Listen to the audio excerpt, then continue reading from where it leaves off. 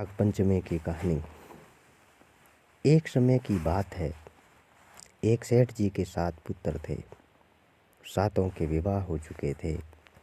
सबसे छोटे पुत्र की पत्नी श्रेष्ठ चरित्र की, विदुषी और सुशील थी, परंतु उसका कोई भाई नहीं था।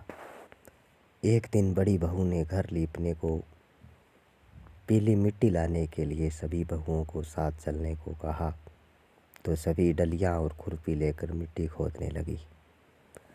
तभी वहाँ एक सर्प निकला, जिसे बड़ी बहू खुरपी से मारने लगी।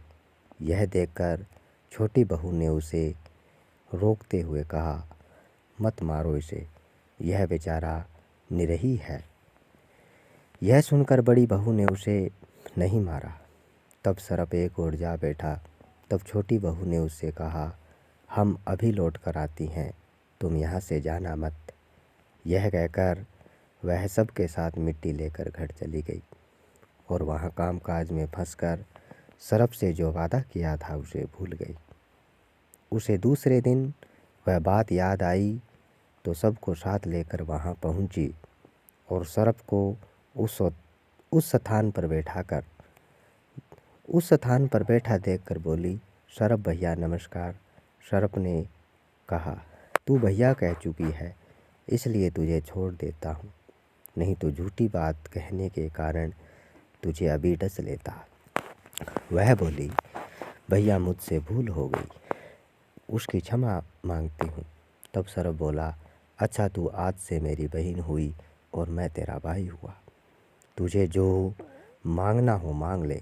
वह बोली, भैया मेरा कोई नहीं है, अच्छा हुआ जो तू मेरा भाई बन गया। कुछ दिन व्यतीत होने पर वह सर्प मनुष्य का रूप धारण कर उसके घर आया और बोला कि मेरी बहन को भेज दो।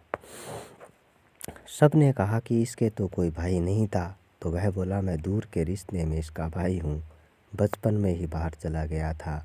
उसके विश्वास दिलाने पर घर के लोगों ने छोटी को उसके साथ भेज दिया।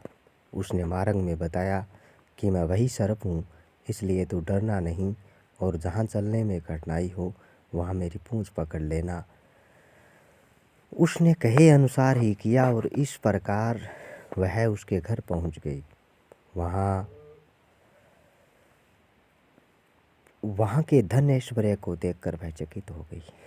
एक दिन सर्प की माता ने उससे कहा, मैं एक काम से बाहर जा रही हूँ, तू अपने भाई को ठंडा दूध पिला देना।